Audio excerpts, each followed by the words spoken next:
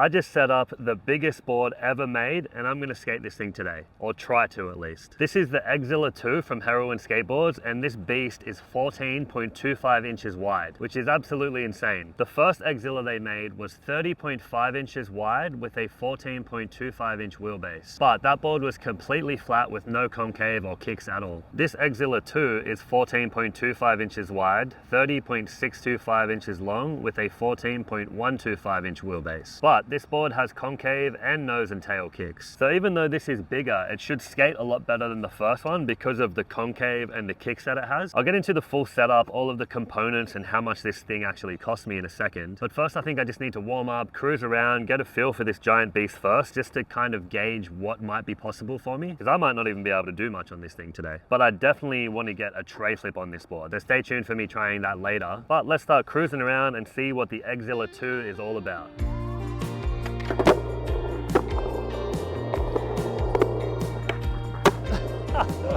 Oh, this is ridiculous.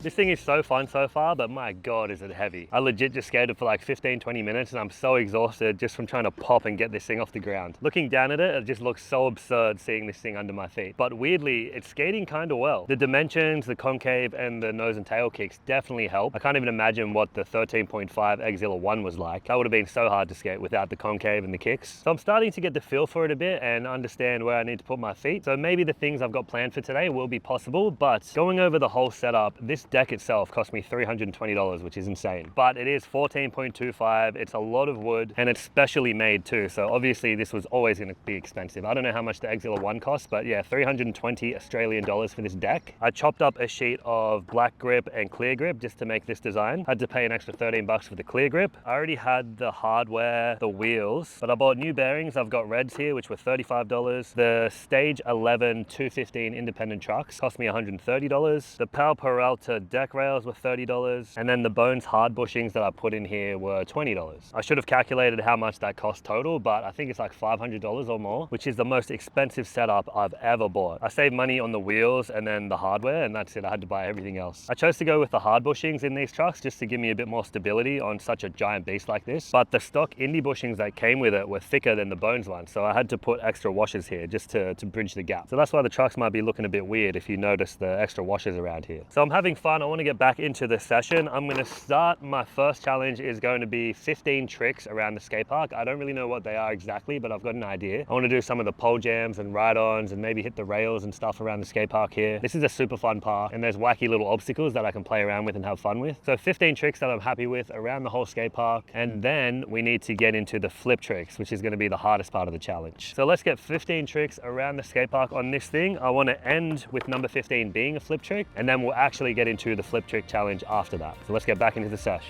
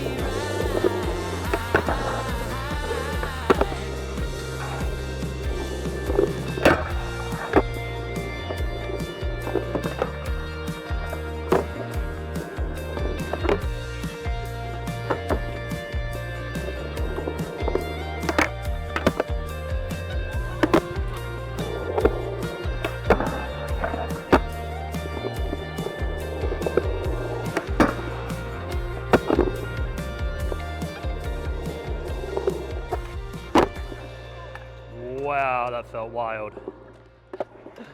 No control, just flick and hope.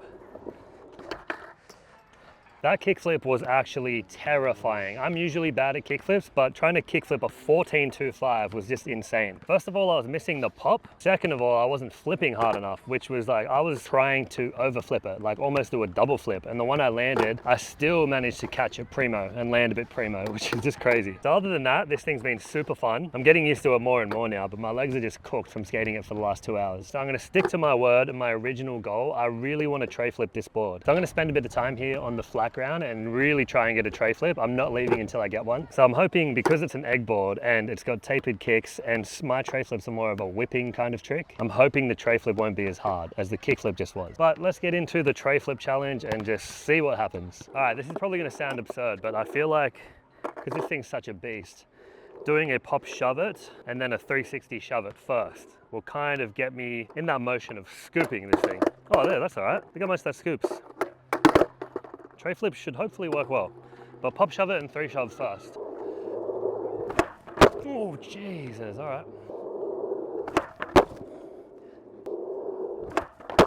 Damn. Oh. I guess that'll do. Done a few of them. Try 3 shove now.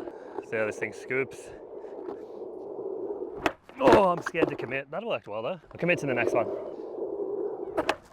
Oh, all right. It's hard to bail and get yourself out of the way of this thing. Oh, takes so much effort to get the board and myself up off the ground. Big fellow with a big board. Oh, wheel bite. Oh no. I'm taking that 100%. It was a bit stanky, but I can't afford to waste too much energy because we've got to get that tray flip done. I'm actually so nervous to try a tray flip. I don't know what to expect. I don't know how long it's going to take me to commit either. I'll just throw a tester and see. Could be here for hours trying this, so I might as well just start committing. It's going to be the first try that I commit to. The first tray flip attempt. Oh wow, I almost did a first try. That did take so much energy though to get that up. Oof. Oh, a bit more flip. Definitely feels more controllable than the kick flip. Oh Jesus. Damn, my first one was my best one. Oh, this is happening. Oops. Probably could have landed that one. I just did it. 14.25 inch tray flip. The Eggzilla.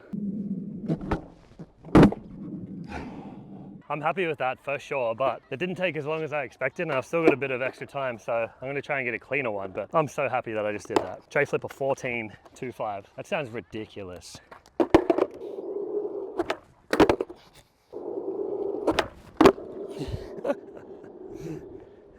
That's another one. Oh. Oh my God.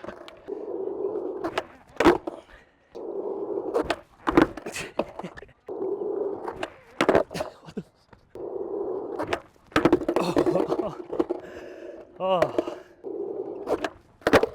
man, that started feeling good.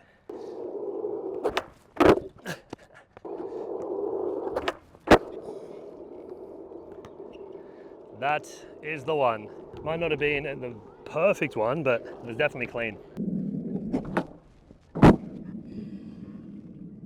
I actually had so much fun skating this board today. I never thought I would ever skate anything this big, but I'm also surprised how skatable it was. Having the kicks and concave helped, having the shorter length and shorter wheelbase definitely helped too. So as crazy and absurd as this thing is, it actually skated pretty well. It took me a while to get comfortable with how far in the trucks are. When I was trying to do 50/50s on rails and stuff, I didn't know where my trucks were. I can't see past the edges of this thing. So it took me a while to get used to where they were, but I never really got used to where to put my feet on this thing. Like every time I would ollie, I never had like a designated place that I'd put my foot. I was just trying something new every time. There's just so much option for you to put your feet. But the flip tricks were way harder than I expected on this. Like I said, the kickflip was super crazy out of the kicker. It's like you have to do the force of a double flip to get this thing to rotate even once. I kicked as hard as I could and I still landed at primo. Tray flips were a lot easier, but like I said, I scooped that trick a lot, so obviously it's going to work better on an egg board. And I'm happy that I landed 4 tray flips on this damn 14.25 inch board. The biggest thing I've ridden besides this, before this, was the wide boy egg, which was 10.75 inches wide. And I did heaps of flip tricks on that and it felt so much more comfortable. I even got a switch tray on that, which was crazy. Switch tray on this is something that I can plan to work towards, but I really don't think I'm going to be able to switch tray a 14.25. So I had heaps of fun. My legs are completely cooked from skating this thing and trying to pop it and get it off the ground because of how heavy it is. But for the amount of money I spent on this thing, I'm going to be skating this a lot. So you can definitely expect some more videos on this Eggzilla. I'm going to put my 39mm wheels on this next. I think it'll be super funny to ride the biggest board I've ever seen and skated, plus have the smallest wheels that I've ever skated before. The 39mm body cake wheels on this beast. So let me know if you guys got any other ideas of what I can do with this board, but I'm just keen to have another session on this thing for how fun it was, after my legs have recovered, of course. So let me know what you think of this ridiculous board. Let me know what you want to see me do on this thing next. Check out the wide boy video I did right here, the 10.75 egg board, and I'll see you guys in the next one. Peace.